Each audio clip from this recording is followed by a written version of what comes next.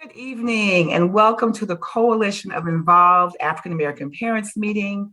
I am Alyssa Taylor Stewart, the administrator in the Office of Equity, Engagement, and Partnerships.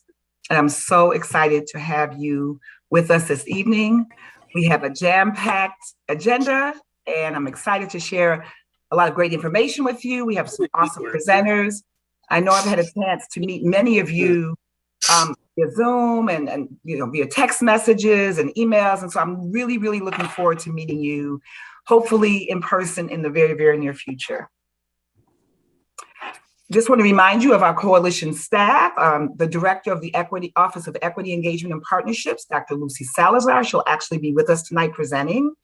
Miss Marilyn King, she's a senior office assistant in our office. And again, I'm Alyssa Taylor Stewart, administrator and lead for the coalition. Our agenda this evening, well, I'm giving you my nice welcome, and I'm just excited to be here with you this evening. We're going to share our purpose or reconnect with our purpose. Our coalition leadership team member, Miss Erica May, will share a moment in Black history. We'll have a few announcements, and then we'll get on to our presentations. This evening, we have Dr. Christy Kale and her team. Dr. Kale is the executive assistant superintendent for the Office of Curriculum, Instruction, and Professional Development. She's here with her team. And then we have Dr. Tamika Romont. She's the principal of Browning High School. And then we have Dr. Lucy Salazar. She'll be here to talk about the budget engagement. So let's go ahead and check out our purpose again. It's always important to reconnect with your why and why are we doing this? Why do we even have a coalition? Why are we having these meetings monthly? The purpose of the Coalition of Involved African American Parents. Through the partnership between Long Beach Unified School District and the Coalition of Involved African American Parents, we center the unique needs of African American students. We strongly believe that parents, guardians, caregivers play an essential role in helping students attain success in school. And as partners, we endeavor to work together to make certain that all children meet high academic standards. We strive to provide parents, guardians, and caregivers with the information, tools, and skills that will empower them to elevate academic achievement and center social, emotional well-being in their home, school, and community.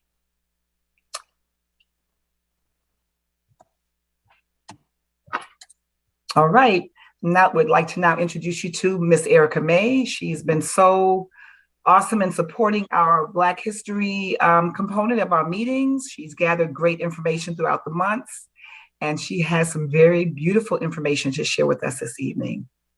Please take it away, Ms. May. Thank you, Alyssa, and good evening, Coalition parents. Tonight's moment in Black history focuses on Miss Evelyn Knight. Miss Evelyn Knight was born in 1934, and she is our local civil rights activist. Whether as a founding member of the Long Beach Community Improvement League, as a teacher of Black student studies at Cal State Long Beach, organizing against polluters in West Long Beach, or holding discussion groups in her home, Miss Evelyn Knight has always been outspoken and involved.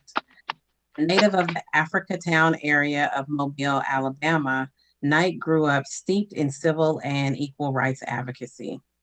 She grew up among the descendants of the infamous Clotilda, the last known ship to deliver its human cargo in 1860, which was more than 50 years after the practice of slavery had been outlawed.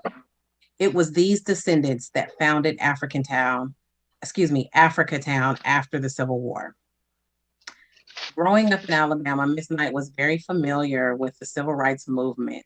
It was while she watched Bloody Sunday on her TV that she decided to leave her home in California to be with Dr. King, marching from Selma to Montgomery, Alabama.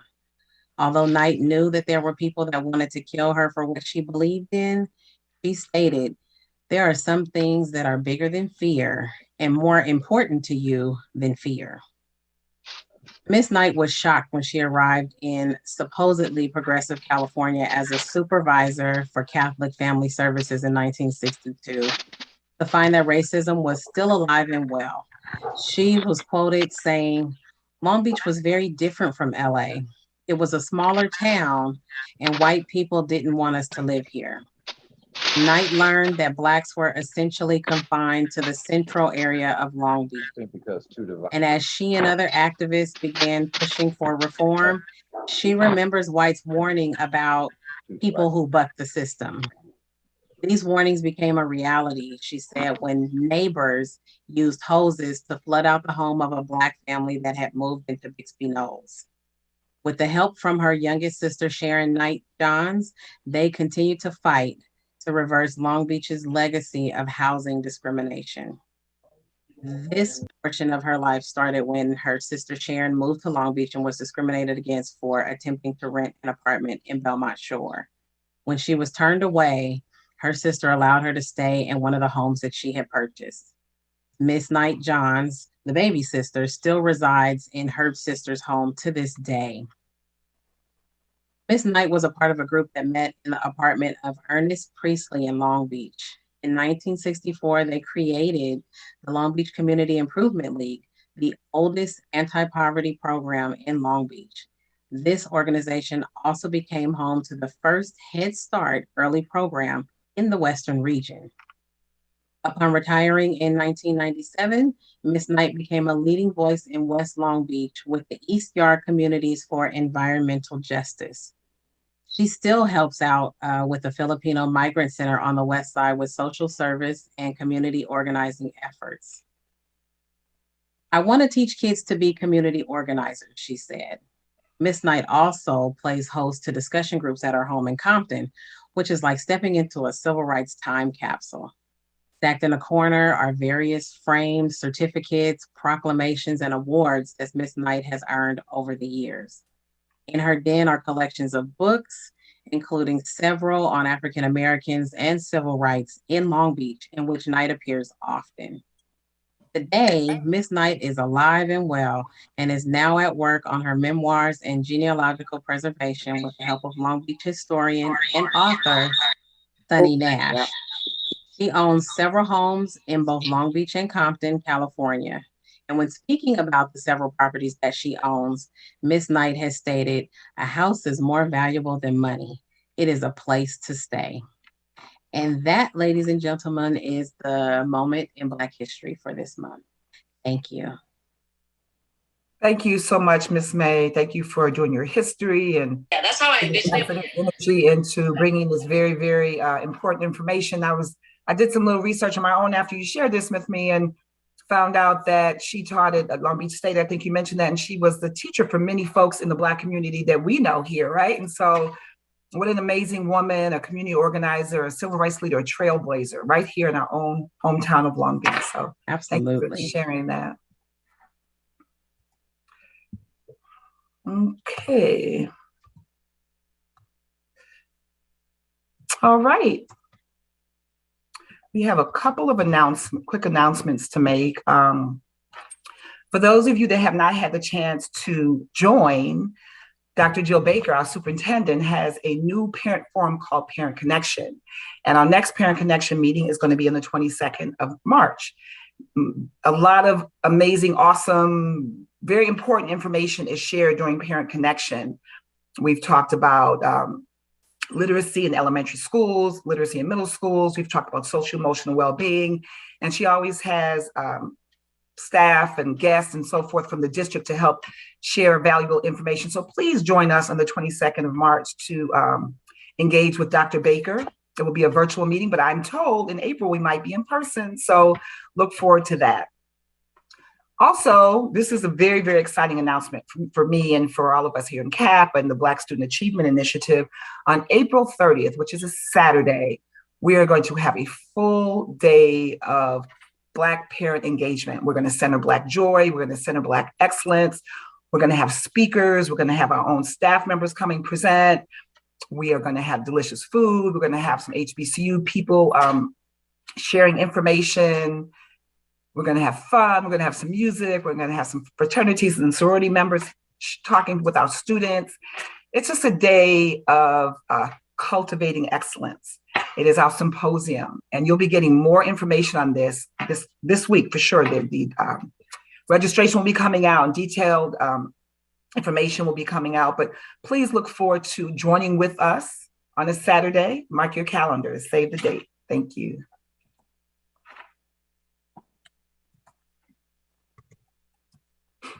Okay.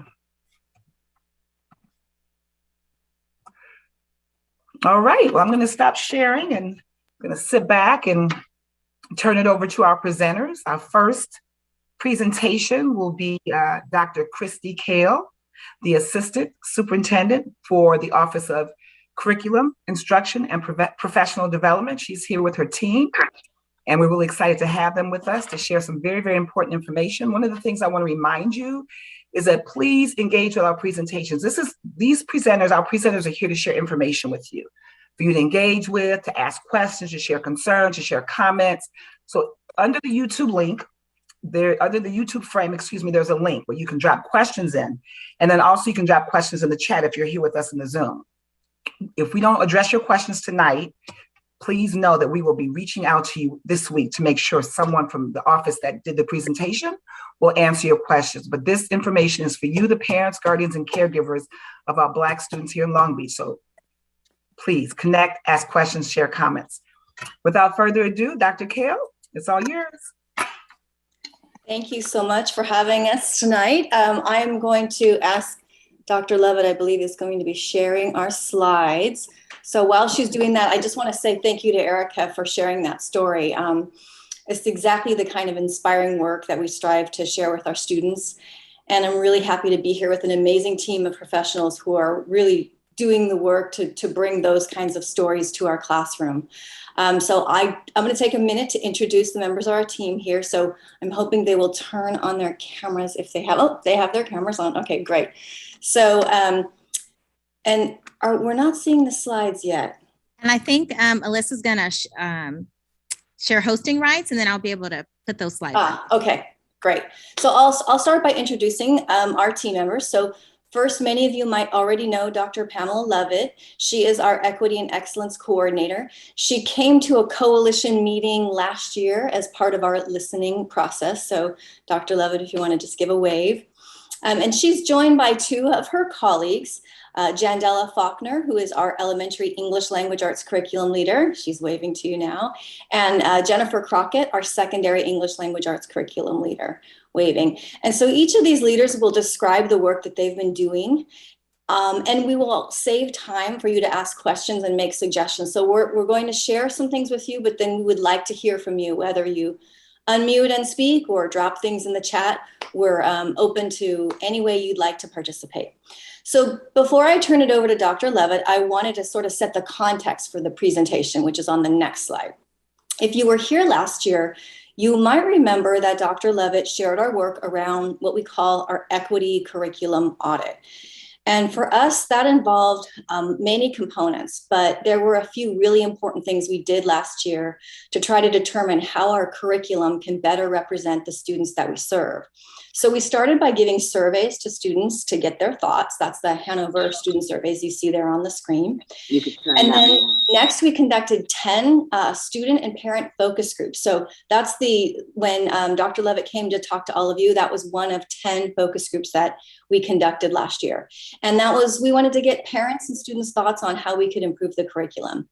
And then finally, the largest part of this work was bringing in an outside expert, Dr. Goldie Muhammad from Hill Pedagogies, who conducted a formal external review process.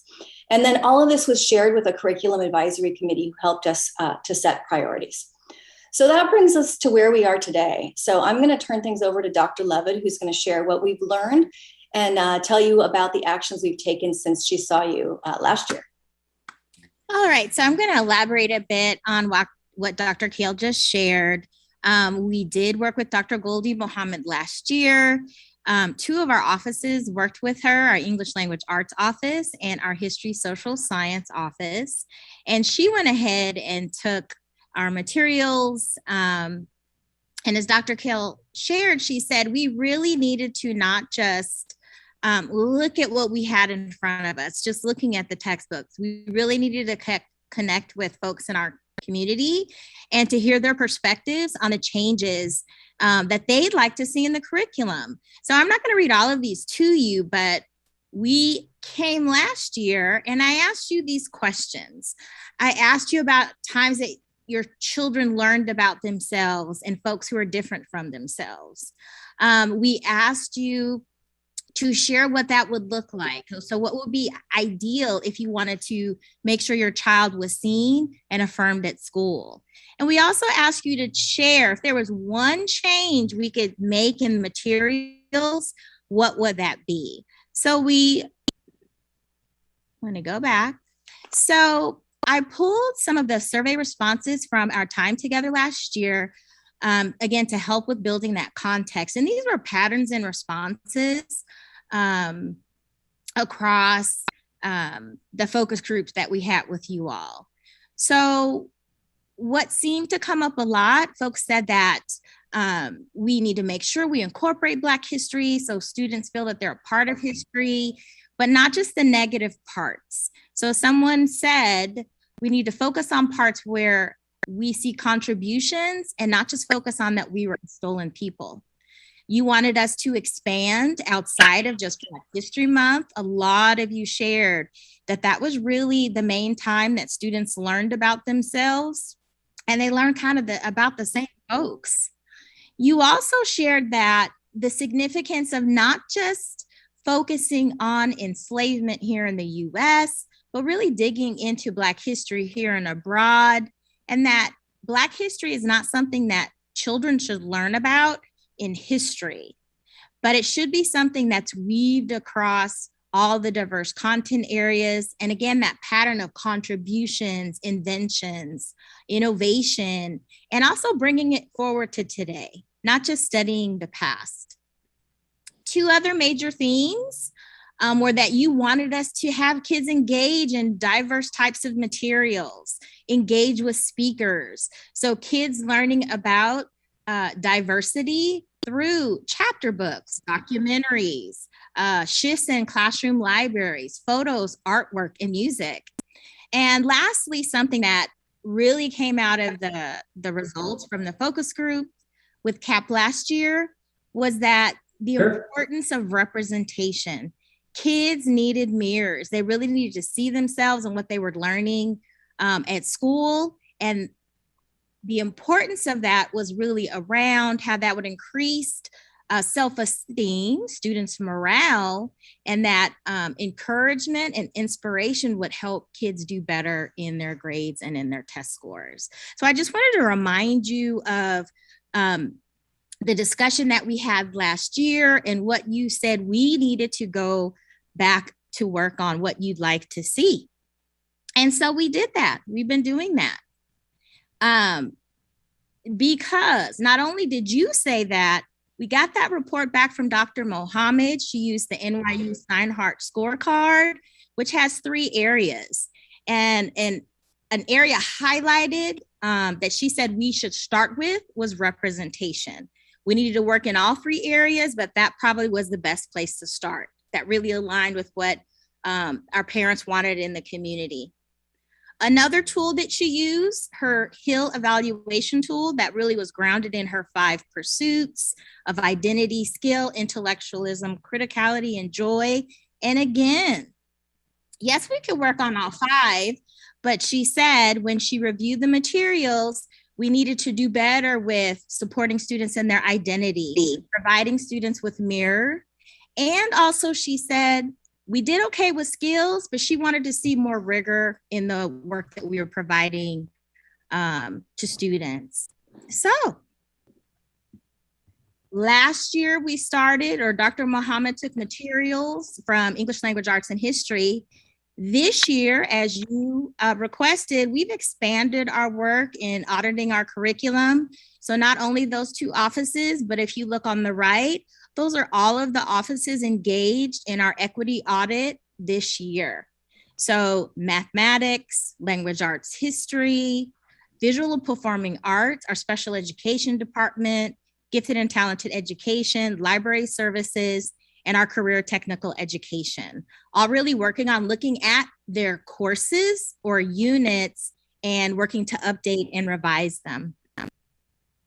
We know we have had and still have more learning to do, here's some of those authors that we've been digging into and using as a guide to support our learning and our shifts around representation.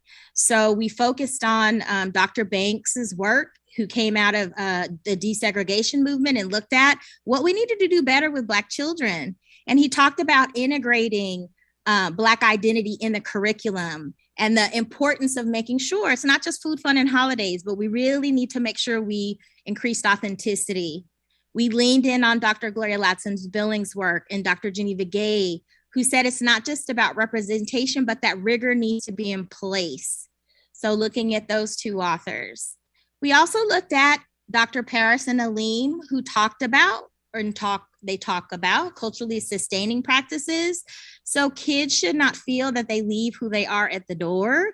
We should sustain their culture, not make them feel they need to assimilate.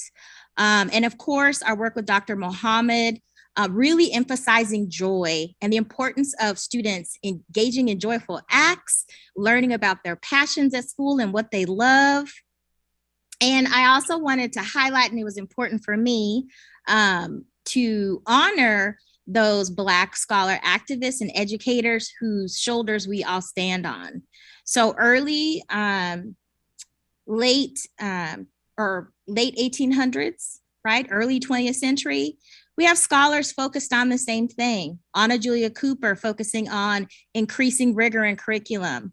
W.E.B. Du Bois, Mary McLeod Bethune, and Dr. Woodson, who developed Black History Month, all said, schooling for Black children, what is most needed? Representation. So we've really been expanding our understanding of what it truly means to increase representation in text. And again, standing on the shoulders of those giants, we even looked back and learned lessons from some of the first diverse authors who created textbooks. So representation in textbooks started all the way back in 1841 with James Pennington, who wrote the first textbook to correct.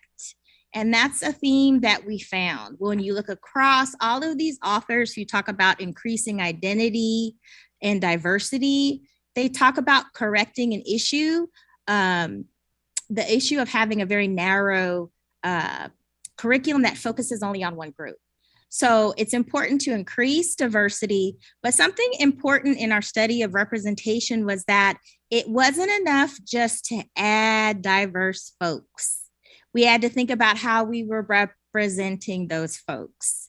So if you look at the column on the right, there are some key themes when you look back at Pennington's textbook from 1841, that slave who ran away and said he needed to correct the information that was being presented in books about Black people, and highlighted that we needed to counter deficit thinking. So just as the focus group from CAP said last year, it should not be all negative.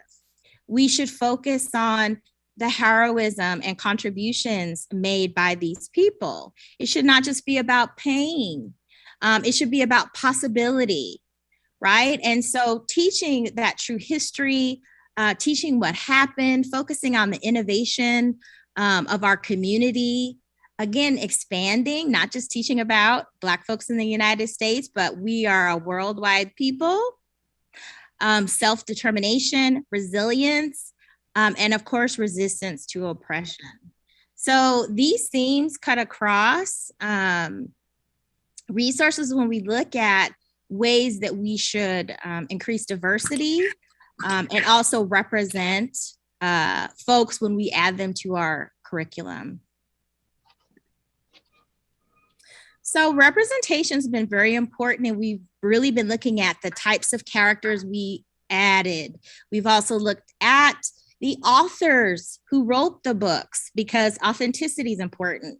But we also looked at what we want kids to engage with and how we want them to engage. So another focus of our curriculum audit is looking at higher order pedagogies. And that's a fancy way of saying making sure that all of our students have access to the type of learning that's going to cultivate success in very academically rigorous settings. So just as we all don't have our mamas and grandmamas around telling us what to do all the time, there are times that there are problems that we face, there are things we don't know, and we need to figure it out, right? So advanced level researchers and students who take AP courses at high school, it's not about just sitting and getting and listening and regurgitating facts. They have to know how to think in different ways. They have to identify key concepts and themes. So you're going to see, and my colleagues in a minute are going to discuss a conceptual understanding and making some connections to concepts. Learning from diverse resources. Again, you highlighted that you wanted kids engaging with art and music and graphics. We talked about, and we talk about focusing on communication across varied contexts. So our kids need to learn how to engage with different people in different communities. And students who do really well in those advanced level courses, that last bullet point is about metacognition, which means they're just thinking about their thinking, making sure they're checking in on how they're doing. How am I doing in this course? What do I not understand? Am I asking the right questions? Am I seeking help? Thinking about what they're learning and their actions towards their success. So we've been really focusing on representation, but also those higher order pedagogies, making sure that we are writing units and making shifts in courses to make sure all kids have access to this type of learning. So what I'm going to do now is I'm going to go ahead and hand it off to one of my colleagues, and her name is Jondella. You were introduced to her earlier. She's the K-5 curriculum leader, and she's going to share a little bit about the units that she's been working on. Thank you, Dr. Lovett. I am so pleased to be here and share the work that has grown out of, as Dr. Lovett and Dr. Kale shared, the many curriculum advisory offerings and teams that we engaged in, the equity audit, and of course, the continuous work we continue to do to better the access to this type of critical thinking and representation for our elementary students. So I just want to share with you some of the revisions that we have taken on this year in the elementary ELA department and how it's in alignment with all the work that we have been doing and continue to do. So in thinking about some of the feedback that Dr. Lovett shared, as well as the feedback from the multiple groups that we engaged in, we knew that it was going to be very important to include opportunities to think deeply about concepts. So I want to start there. In the upper right-hand corner of the slide, you're going to see that something new in our unit guides is we are defining concepts. We were very strong in the audit around skills. But what is the reason why we are reading? What is the reason why we are embarking on a unit of study? It's to grow conceptual knowledge, to help us think critically about what we're taking in, what we're reading, so that it allows us to question the world. So this is just an example from our grades 4 and 5 units where we really do define the concept. So as they begin to embark on thinking about overcoming obstacles and challenges in a weekly experience, we're going to go a little bit more strategic and think about the concept of shared experiences and how those experiences impact how we navigate the world and how we engage with others in the world. So we are defining the concept that they're growing throughout the unit. And by doing that, we're asking them to take in what they're reading, take in what they're discussing, and to think about it in a much bigger and more critical way. To the left of the screen, you're seeing also the outgrowth of our equity notes, and they are really around 2 areas. One of our equity notes is to push the reflection of our teachers. This is an outgrowth of our Equity Institute that all of our teachers engaged in during the summer of 2021, in which we are asking them to continue to do the work. What more do I need to know about my students as I embark on this learning, and what it has to do with challenges and where they see themselves? What work do I need to do as an educator to understand what will be some of the barriers I might put up because of my biases, and how do I push beyond those? So we always have an equity note geared towards the teacher to prompt that reflection around what more do I need to know about my students, and what more do I need to know about myself, and how I'm going to present this information.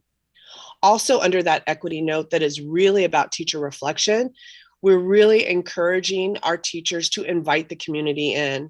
to tap into the community wealth around this topic, to bring in parents and guardians, leaders in our community that have some experience with thinking about challenges, activism, their identity around shared experiences.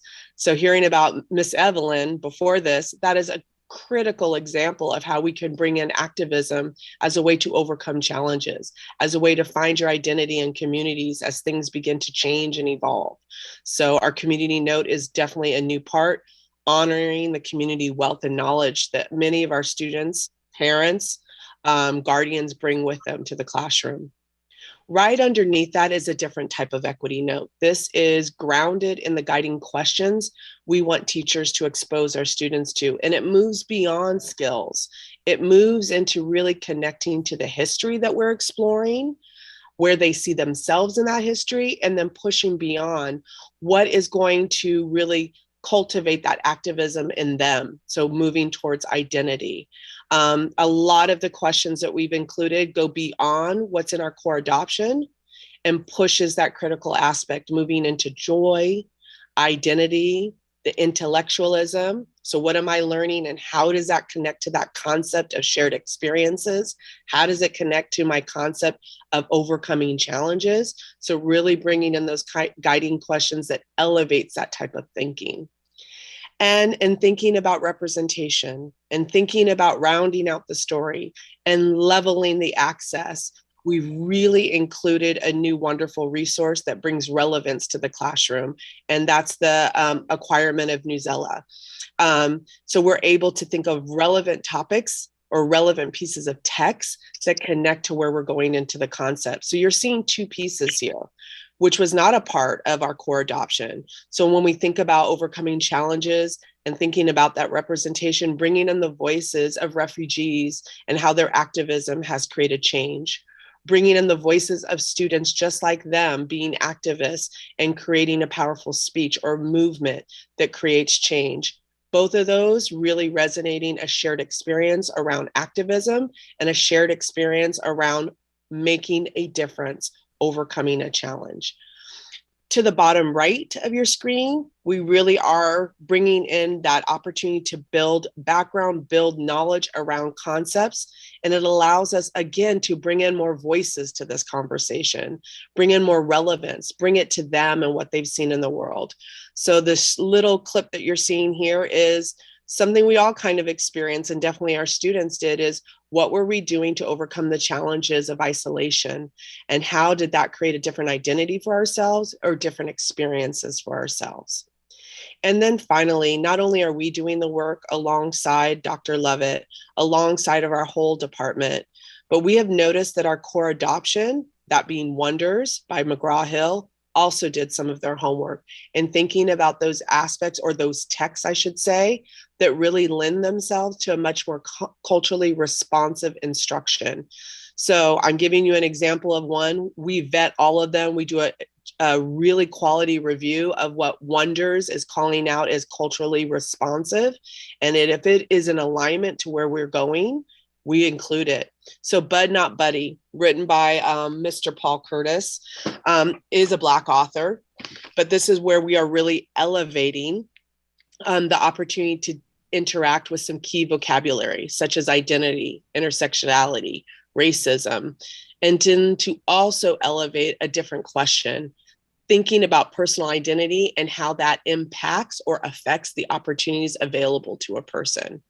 So we are really excited about the work that we are doing, bringing in representation, bringing in criticality. And I think I just saw a question in the chat around restating the NewsELA integration.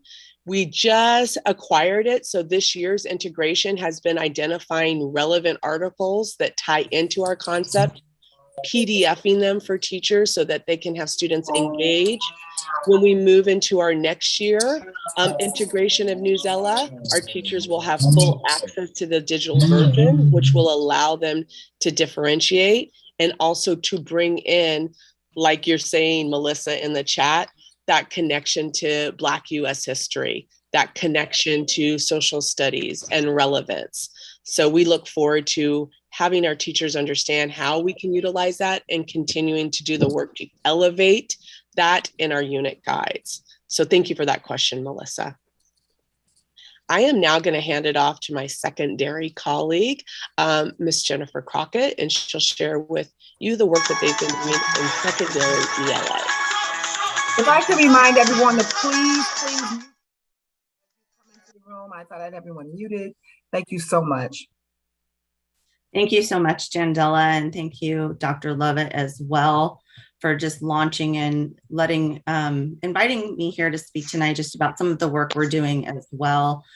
So much of our units are focused on really increasing the rigor through conceptual understanding. The way we have built our units, they are centered in a text set, so a group of texts, and then we've really elevated the idea of what are those larger concepts related to identity and social justice in it. And then we provide teachers with guiding questions to ask throughout the unit so that they really have a way to build conceptual understanding with their students.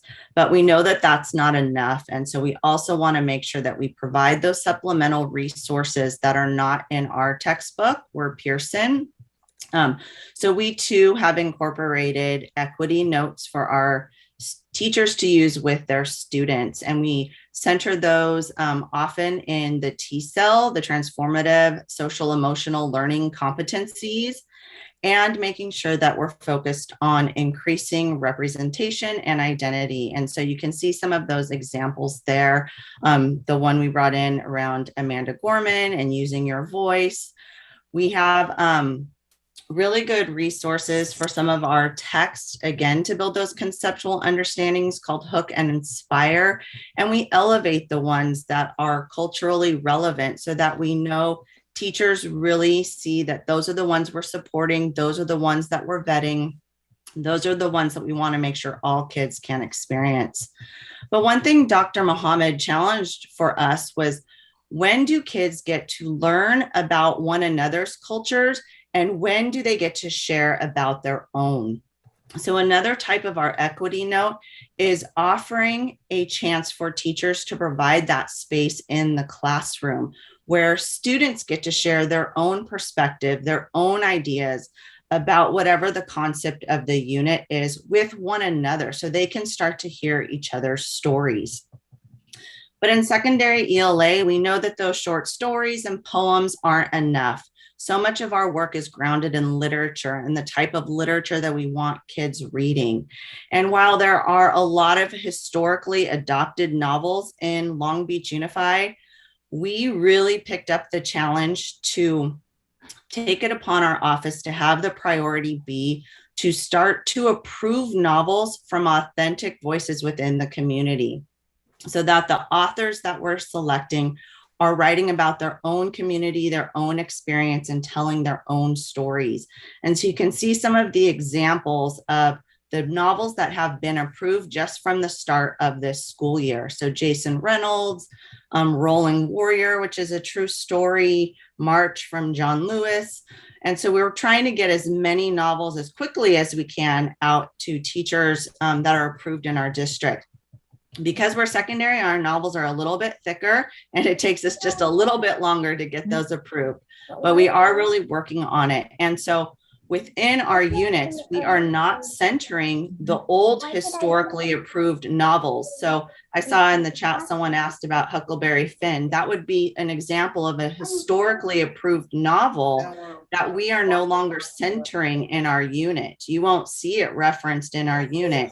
And instead, when we meet with our teacher leaders or our department head, we're uplifting some of the novels that you would see in front of you, as these are the novels that should be taught in classrooms.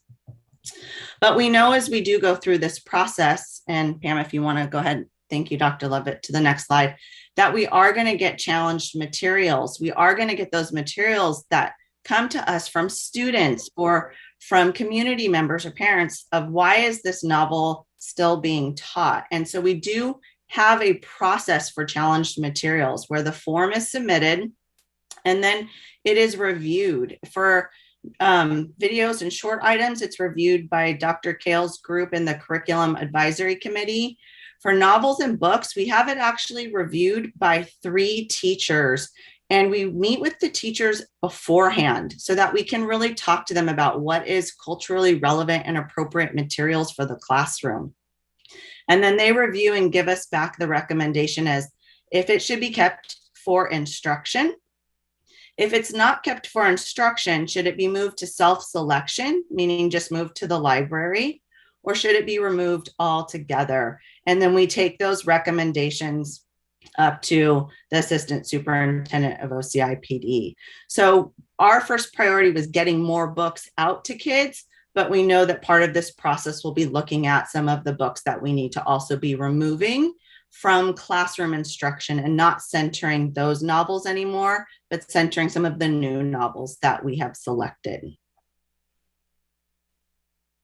All right, thanks, Jen.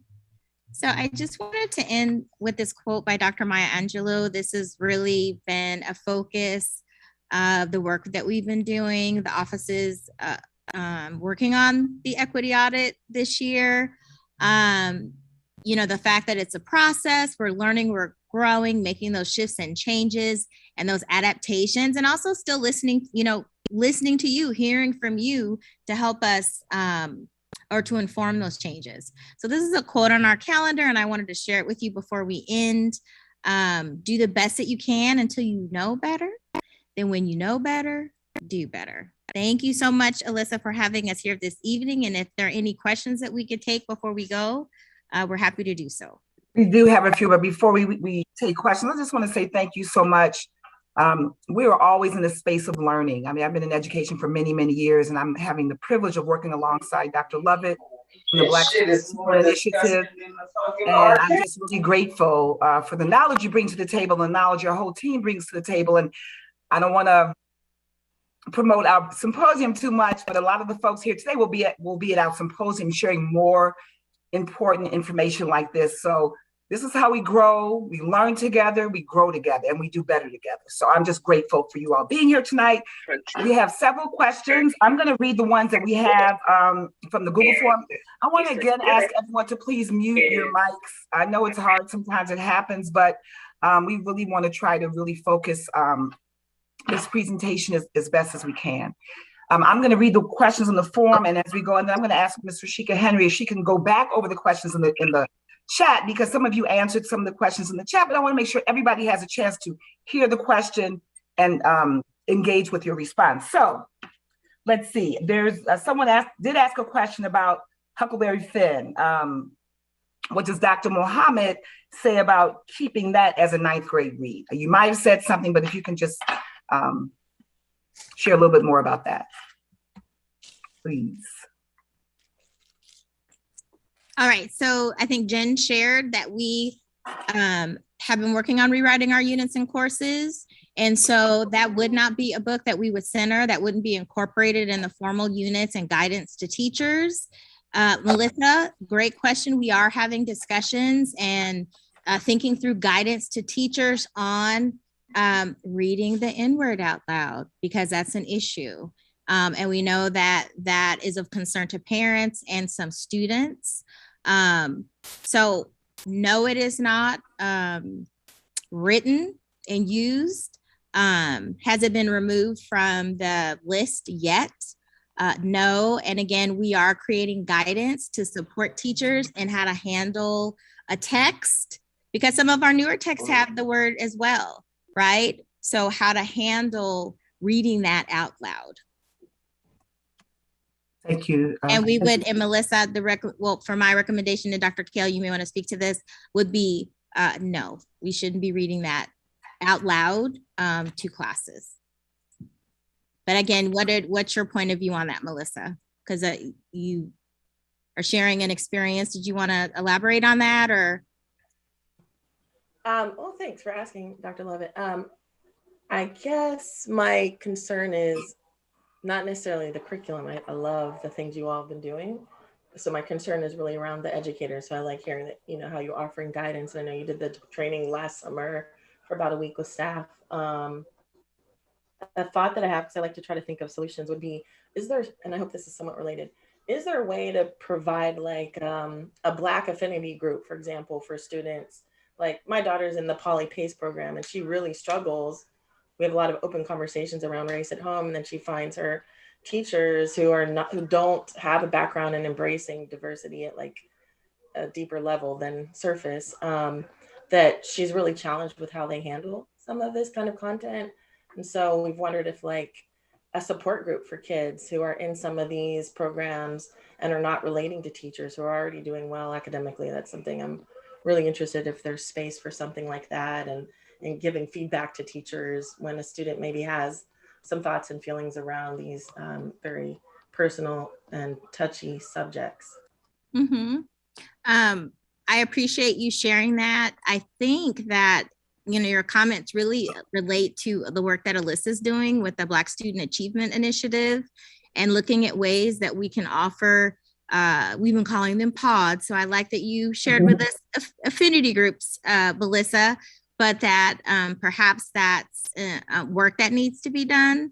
But that would be under the Black Student Achievement Initiative out of the, and I want to speak and not say your office correctly, Alyssa, but the Office of Community Engagement. Equity. We just call it the Equity Engagement and Partnerships. But no, thank you, Pam, and thank you, Melissa, for bringing that up. We have been speaking a lot about centering our Black students' voices.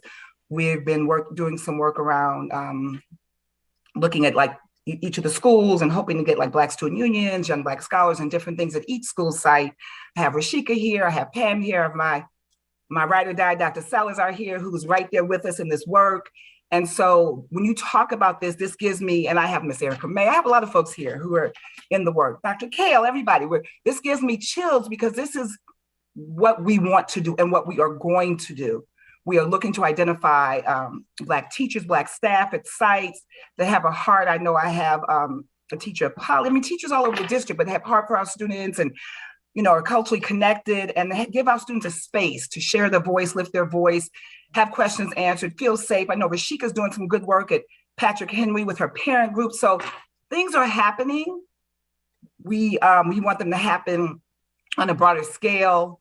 And I don't even want to say things take time because I've been waiting for a long time, probably just like you. So we are really working hard to move this work forward. And I'm looking to engage with you. I know you a little bit, but I'm looking to get to know you more, Melissa, and work with all of our parents in Long Beach Unified to really continue to make a difference for our Black students. And so thank you. Let's see another question. I think this might be Melissa's question, I'm not sure, but someone asked about Dr. Lovett, you're talking about the higher order pedagogies and kind of shifting the narrative, shifting the paradigm. Are our teachers being trained in this work? And also, do they have an opportunity to opt out, or will this be like how we did with the equity work this summer? Like this is something that we're all going to be expected to engage with. Well, kind of building on the question that Melissa had. So we're having continued supports, and the training that we'll be doing will be ongoing in content, how to deliver content, how to have difficult conversations where we have documents that we provide support. But what we're also doing, and I can say today, we engaged in some learning about kind of rethinking what quality core instruction is.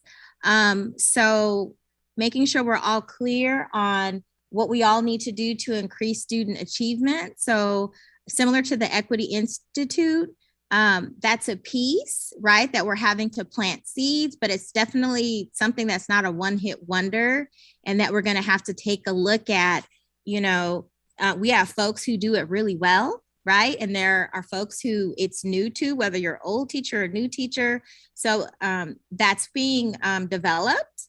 But we did have, training today and really thinking about what learning, the elements of learning that really are going to support all students. So I would just say that it will be ongoing. And I think to piggyback that question, question about Dr. Ms. Faulkner's presentation related to like the integrating these new concepts in the curriculum. When will the implementation begin? Is there a timeline for the rollout?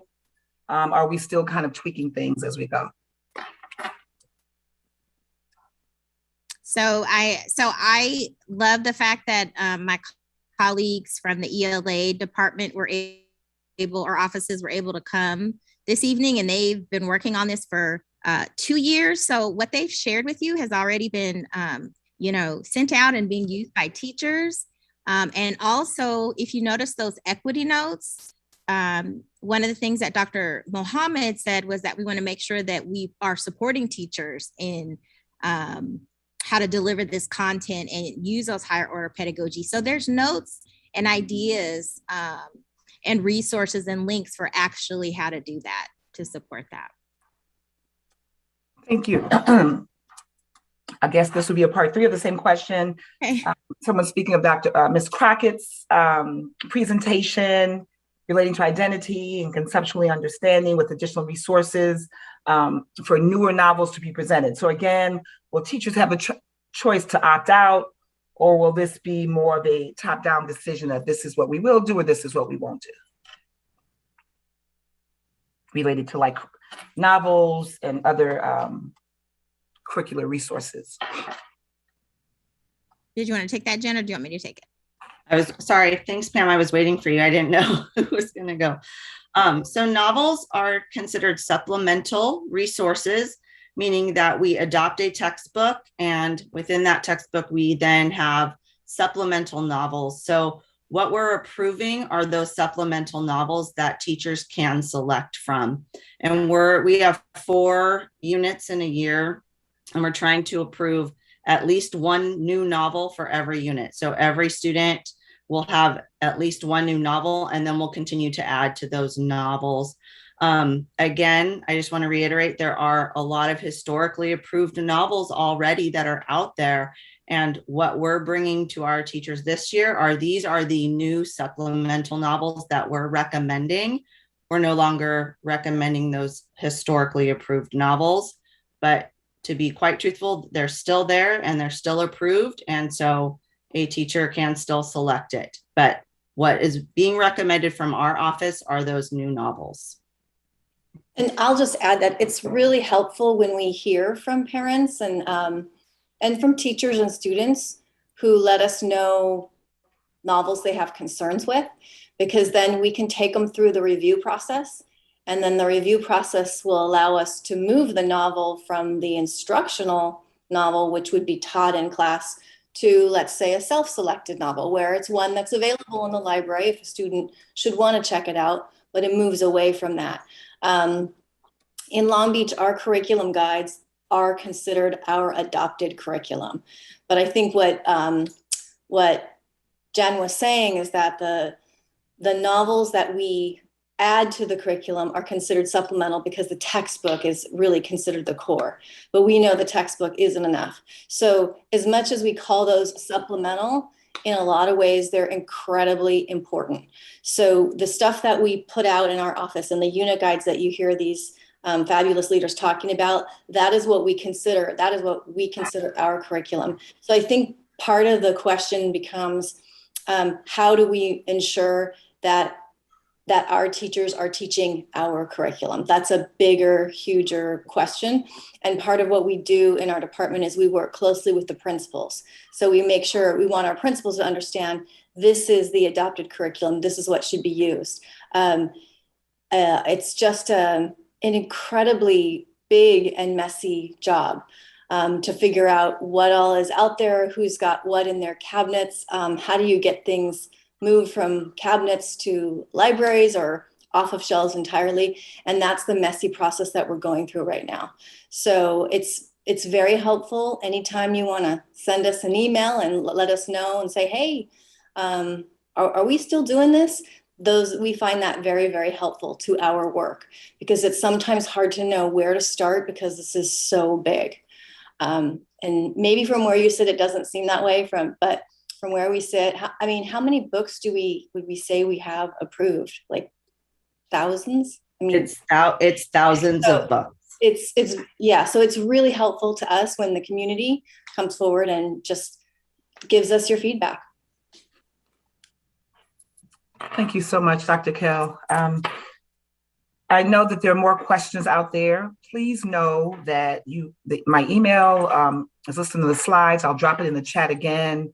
If you email me questions, I'll make sure they get to the appropriate experts in the room so they can get your questions answered. And also, if you want to email me and share your contact information, which is really always nice because we like to call. You know, it's always nice to call because you might have a follow-up question. So if you want to share your contact information as well. There is one last question about Pam uses the word podding, and I love it. And then Melissa used the word affinity groups, and we know what both of those are. Will we be looking to connect with the African-American churches in the community? I can tell you absolutely unequivocally, we're looking to connect with our Black churches because historically our Black churches have been the center of so many things for Black people. And look, the question says, you know, not about forcing religion and all that. And we know Black churches are so much more than just a place of worship. And so we're looking to connect with Black churches and other organizations and folks in the community that are about this work. I've been really I don't know what happened when we had the HBCU meeting the other day, but we had like 125 parents. And from that time, folks have been emailing me and suggesting names and this, that, and the third. And that is just so wonderful. So I just feel like we made this great shift. So if you know people in the community that are about this work and you want us to reach out to them, please just shoot us an email and we will definitely reach out. So thank you, Dr. Kale. Thank you, all the folks from OCIPD. We're so grateful for this very, very valuable information. We will make these slides available on the Coalition Canvas page. So give us a day or two just to get it going. So thank you, thank you, thank you. So I'm going to share co-hosting duties. We're having to do a little novel work here. As you know better, you do better, right? So to make sure that we don't have carte blanche screen share access. I'm really excited for this next presentation. Dr. Tamika Ramont is the principal of Browning High School. And I am learning a lot about Browning High School through my colleague, Stephanie Heilig, who's in the school choice space. And what I've been hearing about Browning High School is amazing. So Dr. Ramont is here to share with us all things Browning High School and the wonderful things she has going over there at the school that kids are graduating with like community college degrees and so forth. I don't know, I'm gonna let Dr. Ramont tell you. So Dr. Ramont, the floor is yours. Hi, my name's Tamika Ramont. Thank you, Ms. Taylor, for having me. I'm super excited to share everything that's exciting and unique about Browning High School. So I'm going to shift and share my PowerPoint. Give me 1 second here.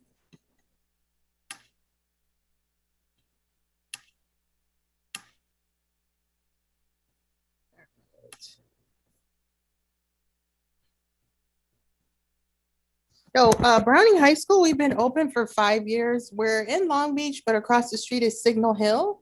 And we are a small high school. We have about 322 students right now. One of the things that really stands out, oh, hold on, let's see. Hold on.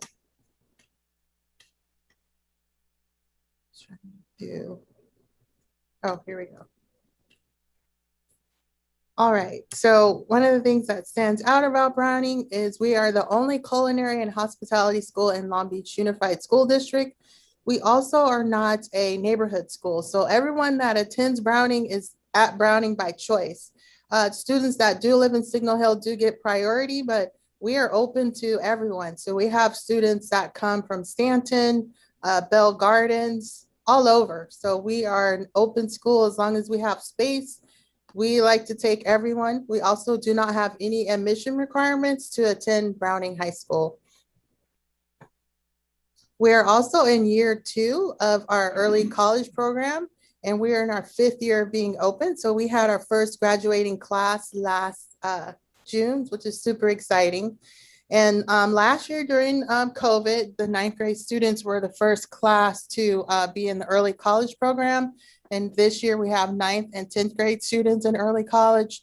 And each year we'll add on a grade level. So next year we'll have 9th, 10th, and 11th that are in early college. And then the year after we'll have all grade levels in early college.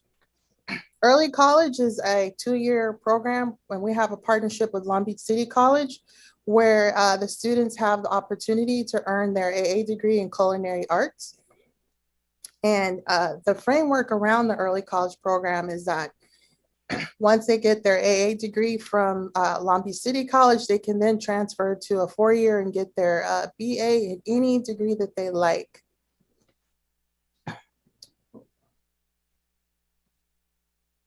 Excuse me, I'm transitioning the faces here to share my screen. So every student at Browning will have the opportunity to complete an associate degree for transfer, ADT, and hospitality. And they can go right into a Cal State and begin their major in any, if they can continue in culinary, or if they're interested in another degree, they can also do that as well. If they're interested in transferring to a UC school, they will need to take, I believe, about 2 extra classes in order to meet the requirements to transfer into a UC school. And then these are just the general requirements for a BA degree: 2 years of general classes, math, English, science, social studies, foreign language, and 2 years of degree. Those are the classes that the kids will take once they transfer into, they say they went to Cal State Long Beach. So if your student follows the associate degree transfer, they will graduate from Browning with their AA degree and their high school diploma, which could save students about $6,000 from Cal State University fee and $12,000 from UC tuition, not counting the cost they spend on the living expenses, books, and the dorm. So that comes out to a savings of $30,000 to $60,000 just for the first 2 years of school that they would save by attending Browning. And so in the 9th grade, I just wanted to share some of the success rates. We're still in our year 2. Like I said, we're still learning, but we've had great results so far. The students can also take a credit by exam course for the hospitality. And these are how we did last year. 39 students passed, which is a 55% pass rate. And so in order to qualify to take the Long Beach City exam, they have to have a C or better in 1 semester in order to take the test. Students in culinary too, 40% of the 10th grade students pass. Before, students had to have a B in both semesters in order to take the credit by exam in culinary too. Now that's been changed to a C. And this year, one of the other convenient parts about having the partnership with Long Beach City College is the professors actually come on campus. So your student is getting everything they need right there on the Browning campus, and they come and it's part of the student's regular school day. So last semester we had a COSA class, which is critical thinking using computers, which is a very, very difficult class. And our students actually had a 62% pass their first class with the C or better, which we were really excited about for our students coming back to school after COVID and taking this rigorous class. It also helped to teach them to increase their confidence in the other classes that they have now this semester. And so as you can imagine, having college classes and the high school classes can be very stressful for students. And so we have a number of things that we have to support the students. All the fees and books for the college classes are covered by the district, thankfully. And we have tutoring and in-class support. And we try to balance the classes out in addition to their high school classes where its proportion is not too, like if they have college classes, we try to spread it out so they don't have all their classes, college classes all on the same day, because we have a odd and even schedule. Okay, and then also we have 4 Long Beach City College counselors that come on campus to support the students as well. And they're there 4 days a week to support the students.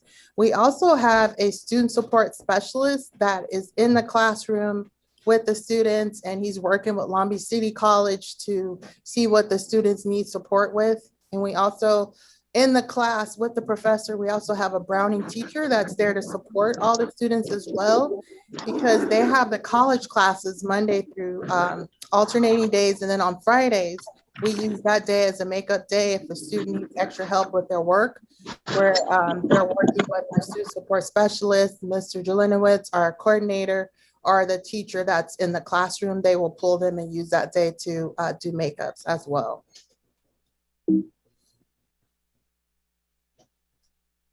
Then also, because I couldn't have students here, I did record a Zoom a couple of days ago where you can actually hear the voices of the students. These 4 students that are in this panel are in the principal advisory group, and we presented to Leadership Long Beach last Monday. So we wanted to capture their feedback and how they feel that makes Browning unique and why they chose Browning. So hopefully this works, and I'm gonna play this. Let's see. Alyssa, give me a thumbs up if you guys can hear it okay. Hello, my name is Dr. Roman. I'm the principal at Browning High School, and I'm here with 4 amazing Browning leaders that's gonna talk a little bit about our school and all the unique things we have to offer at Browning High School. I'm gonna turn it over to Mr. Miyake next. Good morning. Thank you, Dr. Roman. My name is Mr. Miyake, and I'm the Student Support Specialist here at Browning High School. Ty?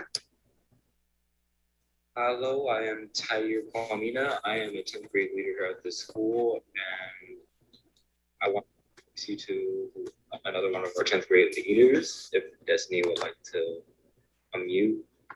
Hi, I'm Destiny Navarez. I am a 10th grade leader here at Browning, and we are now going to pass it to Stephanie. Hello, I'm also a 10th grade leader here at Browning High School. My name is Stephanie Ortiz. Thank you guys for joining us today for our recorded Zoom session that'll be shared with parents, students, and staff. Can you talk about what makes Browning unique, and why did you choose to go to Browning High School?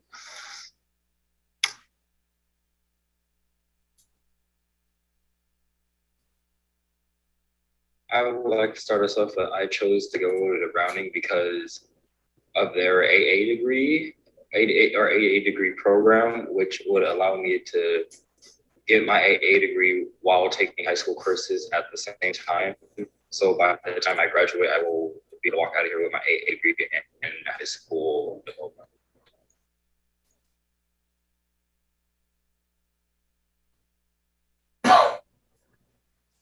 A reason I chose to come to Browning was because I looked at other schools and they were just a little too big. And here I just loved how it was a little bit smaller than the other schools, and it was easy to get around. I chose this school because of the culinary pathway. I really enjoy culinary, and I heard that the industrial kitchen was amazing, so that's why I came here.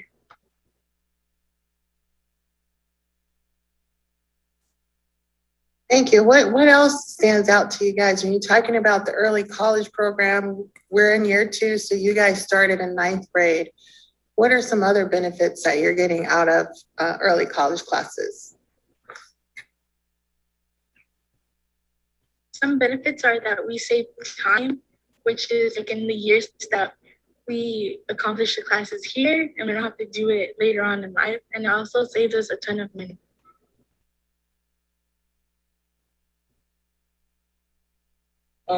Something else that I enjoy about the college class is I love that it's getting us ready for harder work and setting us up for like college classes that we may take later on and getting us ready for the work that we're going to have to do. To adding on what Destiny and Stephanie said, I like another benefit that I feel the college classes give us is it challenges us and forces us to not forces us, but helps us and prepares us for the real world when we might have to deal with a heavy workload and how to time manage around it. Thank you, Ty. Stephanie, can you tell us a little bit more about the kitchens at Browning, the culinary kitchens, and why you love our culinary program so much? Of course, because here at Browning High School, we have our amazing industrial kitchen. Once you guys see it, you guys will be amazed and shocked. In that industrial kitchen, we have to do some hand-on labs, so it gives us opportunities to learn about the different equipment and how to make your own recipes. Yeah. Thank you. Now, as you guys know, Browning is not a neighborhood school, so as long as we have space, any student that wants to attend Browning is able to attend Browning. And we have really small class size in comparison to the larger schools with the average of 20 to 30 per class. There are a few classes with even less than that. If you were to recommend Browning to one of your friends, tell the audience, tell your peers why they should choose Browning as their school of choice.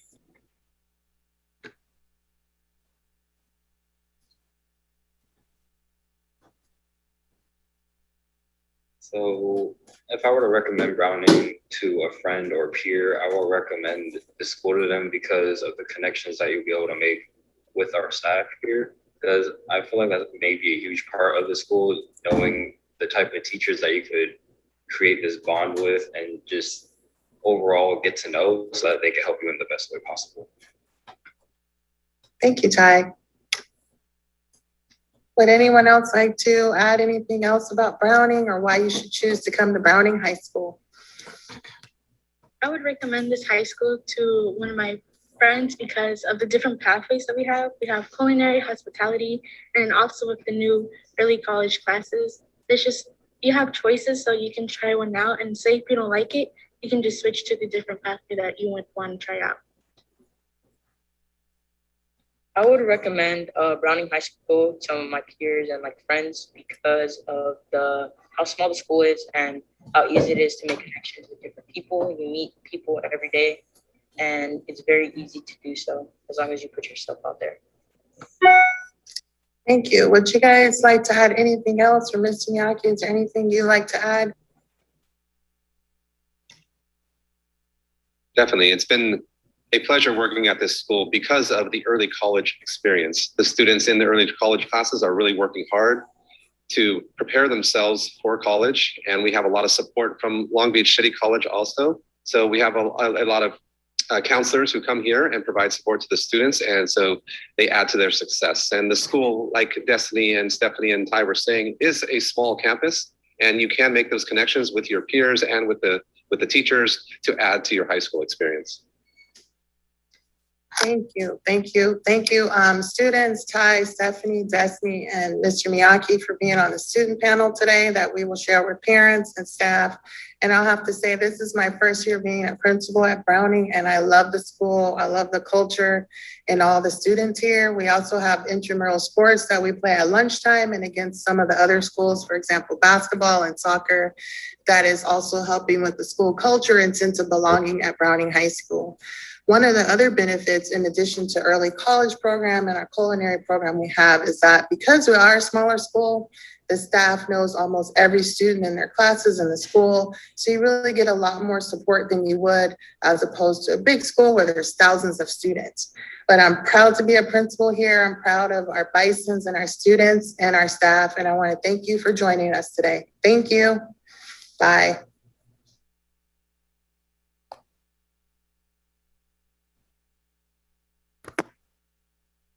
All right, hold on. I'm gonna stop. There we go. Trying to figure out how to stop share. But that's just a little snapshot of Browning High School. I hope that you guys are interested and would like to come and visit the school. If you have questions, feel free to call the school or come down or call me, and I can answer your questions. Thank you so much, Dr. Ahmad, for sharing. I got some just really nice comments. One, Ms. Randolph said your students are going to be golden when they go to a four-year school because they'll be able to cook. But I think it's nothing like loving and enjoying learning. And I think when students enjoy learning, they do better all across in all classes. So I'm sure that many students that are going to be hearing about Browning and being very excited about learning more about what you have to offer at Browning. So thank you so much. Thank you. Okay, well, we are going to move on to our final presentation. Dr. Lucy Salazar, she is the Director of the Office of Equity, Engagement, and Partnerships. That's my office, I'm very proud to say. She's here with some folks who are going to share some very important information about budget and have a budget engagement conversation. So Dr. Salazar, so happy to have you with us tonight. Thank you. Thank you so much, Alyssa. So lovely to be here. Hello, everyone. Alyssa, while I just give a greeting, could you also make James, Mr. Suarez, the co-host? He has our slides. Thank you. Okey-dokey. Thank you so much. I apologize. So yeah, so I'm Lucy Salazar. I am the Director of Equity, Engagement, and Partnerships. And I am going to hand it off to my colleague who's here, and he'll have a chance to introduce us all. And we will be very mindful of your time. But I want to introduce James Suarez, or Jim Suarez. Many of you may know him already, and just take it away, Jim. Thank you, Dr. Salazar. Thank you also to the coalition for giving us the opportunity to share tonight. We're taking this on the road, and we've been to many, I want to say 4 or 5 parent groups. So we're taking this on the road, and this is not the last time you're going to hear from us, but we really want to share something tonight and give a call of action. So first, let me thank the people who worked together on this. This was a total team effort that went across departments. And so here to speak with you tonight and to support this conversation are Carmen Hernandez. She's the Administrative Assistant for Equity Engagement and Partnerships. Renee Arcus, who's the Executive Director of Fiscal Services. Dr. Salazar, who you just heard from, who is the Director of Equity Engagement and Partnerships. George Tsai, the Assistant Director of Federal and State Programs. And Viva Mogi, who is the Director of Strategic Programs and Policy Development. And with that, I'm going to do the first slide, and then I'm going to hand it off to my colleagues. So today we're here to speak about this new requirement to the Local Control and Accountability Plan, or commonly known as the LCAP, which is this new requirement is an update and progress report for the 2021-22 LCAP. And there are 3 important parts to this update, and here they are listed right here. The impact of the budget overview for parents, which Renee is going to talk a little bit about. These are funds that were allocated to our district after the LCAP was approved, and so we're capturing that in this required way. The second part of this is the supplement to the annual update, which is a California Department of Education template, and it has 5 prompts. And finally, and what I do believe is the most important part of this document, is the mid-year outcome and expenditure data, which shows currently available expenses and outcome data line by line in a transparent manner so that the community can access all of the information regarding all the expenditures up to this date, as well as any kind of metrics. And we're going to talk a little bit about that in a moment. But I want to point your direction to the comprehensive written report, which is currently available at lbschools.net/LCAP. It's a 42-page report that shows each of these elements with a really comprehensive look at the progress of the metrics for students, which are the goals, and up-to-date LCFF expenditures, line itemed to each of the actions in the LCAP. So I know that 42 pages sounds like a lot, but to be perfectly honest with you, it really is the comprehensive place where we have put all of the information for these 3 pieces. So with that, I'm going to turn it over to my colleague, Renee, and Renee is going to talk about the budget overview for parents. Renee, take it away.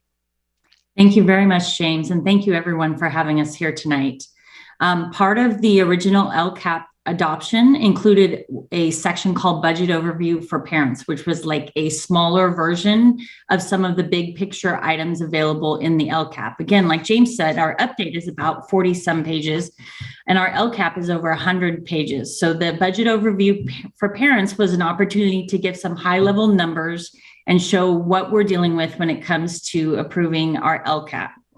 But what comes with that and what comes with the LCAP funding is some layers as far as how much we're funded each time. In June of 2021 this year, we have to adopt our budget, and we have to have it approved and fully adopted prior to the state being finalized with their budget. So we adopted our budget with about $752.4 million in what we call local control funding formula funds. That's the big dollar amount of funding that we get from the state. And part of that is our LCFF supplemental and concentration grants, which is the $120.6 million that you see in our LCAP. And our LCAP has been around that number for the past several years. Coming with the new adoption, when the state adopted in August of 2021, we were able to recognize some additional funding from the state of California in both areas. You can see it was total funds and therefore an increased allocation in our LCAP. And we utilize some of those funds to support our schools in different ways. One of the ever-changing problems, not problems, but part of the LCAP is that it is dependent on current year student data. So by the time we got to the first interim, some of our student population had changed, and we did have to recognize a decreased amount of funding in both our total funds and our final LCAP funds. We are projecting in March of this year, we're going to come with another interim data. We did finalize our student data, and we're projecting another small drop in funding. However, the good news is we're still a little bit ahead of where we started in June of 2021. So we have $124.3 million LCAP funding available. And what I want to show you in the next couple slides is what we've done with it this year. So again, the comprehensive piece of this with all of the expenditures label by label is on our website. But what I wanted to show you today is there's 5 different goals that the LCAP addresses. They're on your left-hand side of your screen, and they include basic services, supportive schools, academic progress, college and career readiness, and active engagement. Oops. On our chart, you'll see the dark orange is what we have budgeted in each of our columns and each of the goals. And the light beige to the right of those is what we've expended at our mid-year time of progress. So the good news that I want to tell you is that we are spending in the categories where we budgeted the items. Come up on mid-year, a lot of activities in the school district do take place towards the end of the fiscal year. So while it might look like, especially in goal 3, we're a little bit kind of behind midway point, don't worry, we're spending in the same categories we intended, and we will catch up to our expenditure goals as we proceed through the remainder of our fiscal year in the school district. But one of my exciting slides, I get really excited about sharing with everybody the new and expanding areas of focus in our LCAP. With some of those additional funds, we were able to fund some new things and also expand on some things. So any of you with high school students may have seen our high school wellness centers or heard about them. And we've created new student SEL supports at all of our high schools. In addition, we were able to expand our homeless and foster youth support with new social workers. Our literacy program that is at our elementary schools was able to add additional professional development and some supplemental materials this year. And we were also able to include both culturally responsive curriculum materials and some additional EL support for our new interpreter positions. All of these have been great additions to our LCAP progress. What I like to do now is turn the presentation over to George so he can talk about where we stand on some of the metrics that we have developed in the LCAP. Thanks, Renee. So in addition to the expenditures, we are able to pull some metrics mid-year to show you the progress toward our 5 goals. The first goal, basic services, we were able to capture here with instructional materials and the facilities conditions. You can see here that the district was able to supply each student with sufficient textbooks and instructional materials. 99% of our schools were rated in good or exemplary repair. So that's good news. Second goal was about just the supportive or engaging schools. We used one measure, the Parent University online workshops, as kind of the gauge. We were able to generate over 1,700 average views for each of these Parent University events. That was in the English, Spanish, and Khmer versions. And that was from the beginning of the school year to early February is when we last captured that data. Goal number 3 talks about the Common Core state standards. So that's going to have to wait until the students actually take that test. So that and other assessments are at the end of the school year. We'll be able to get that after the school year ends and then be able to assess our progress towards goal number 3. Goal number 4 is college and career readiness. With these 2 metrics, we have high school graduates who enrolled in a 2 or 4-year college. For the class of 2021, 2/3 of our graduates enrolled in a 2 or 4-year college. That's in line with what it was like pre-COVID. We are hoping to get that to more of the 72% range. For our upper class, we were trying to see how many were enrolling in AP courses. So at this point, we have it at a little under 50%. We ideally would like to get that number higher as well. Goal number 5 was the most impacted with COVID and the pandemic. You can see here with our attendance rates and chronic absenteeism rates,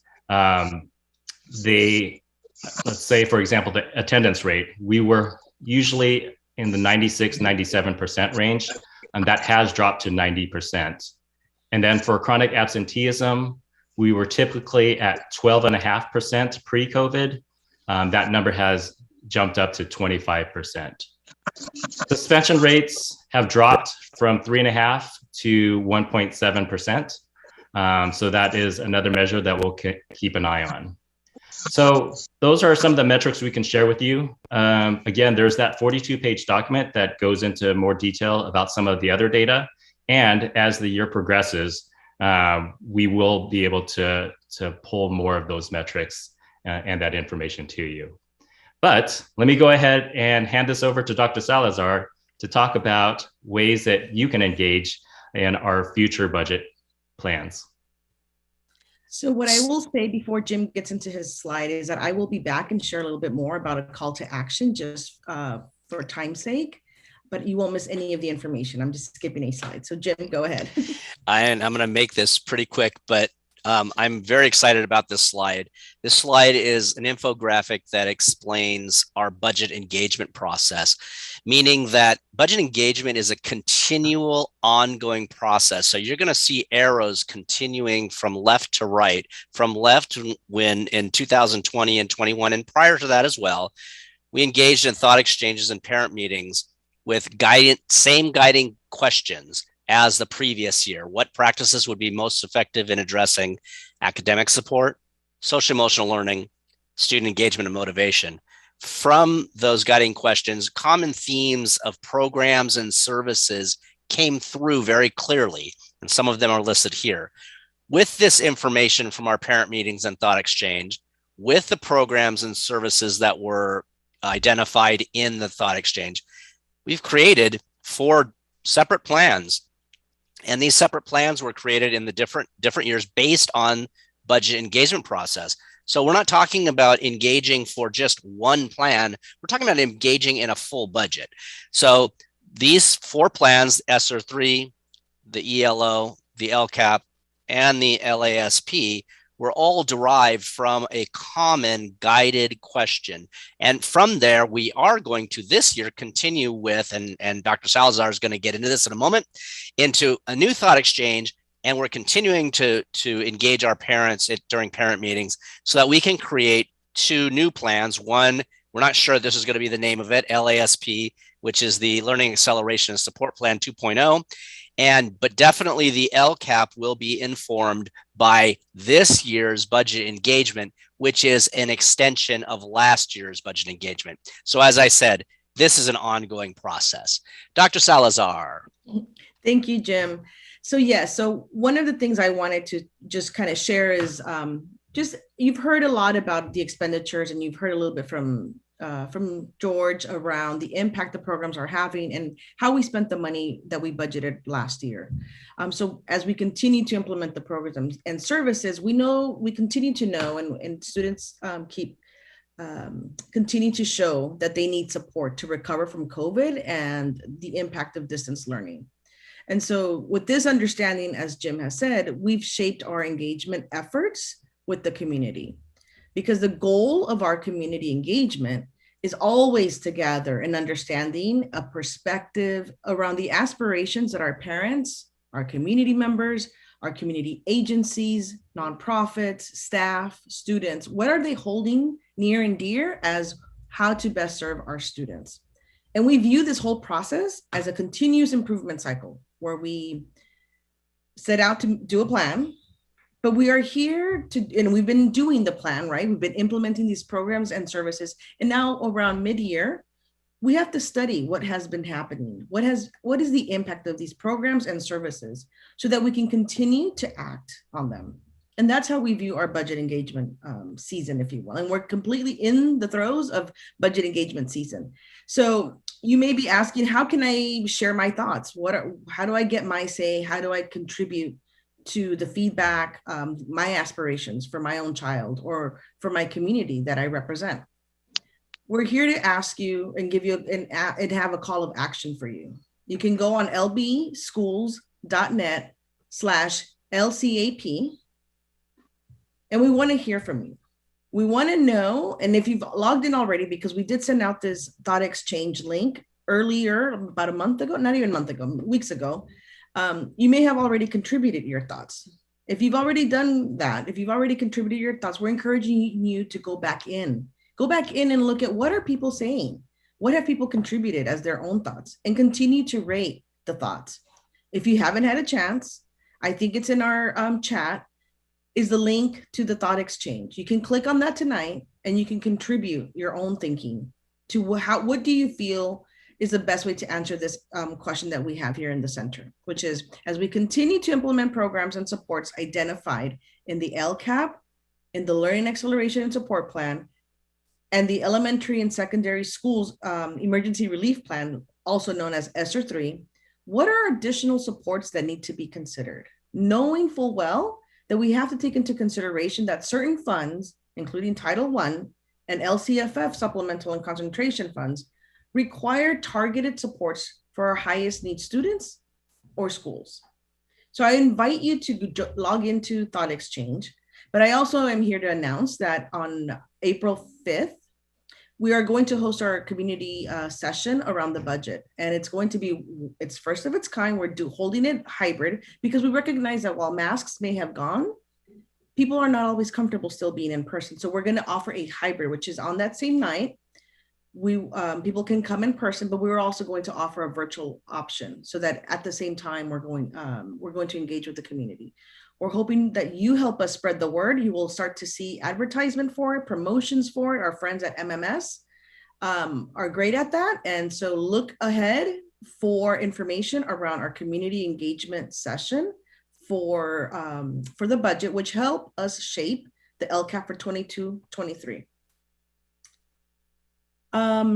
Yes, so in closing, I just want to share in closing that we want to acknowledge the challenges and the impact of COVID has had on our staff, our families, and more importantly, our students, your students. So we're also here to reaffirm LBUSD's commitment to providing programs and services that meet the needs of our students right now and into the coming year. We also want to acknowledge all of you that are here tonight. Thank you, parents, for being here. If you're here as a community member, thank you for being here and help us get the word out. Encourage others to log into the Thought Exchange.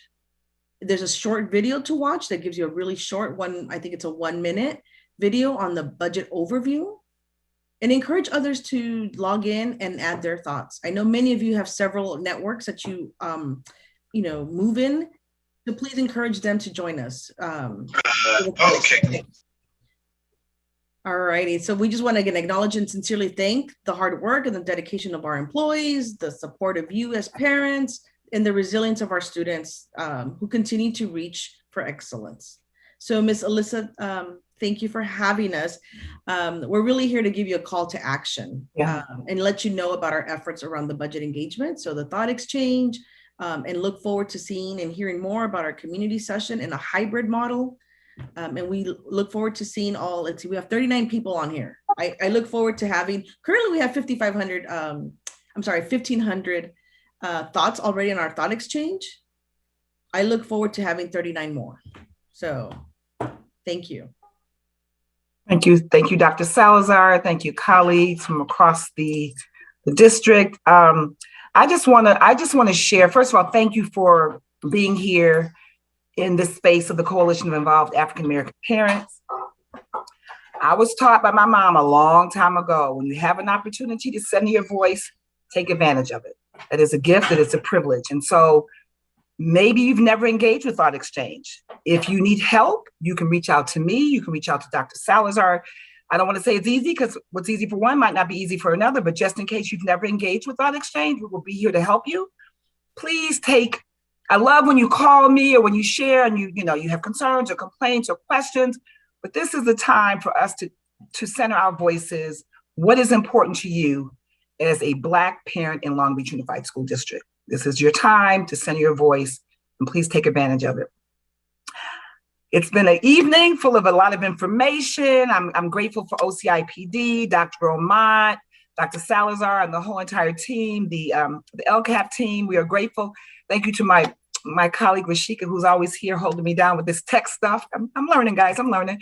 Thank you to the BSA folks, to the coalition leadership team. We're just grateful.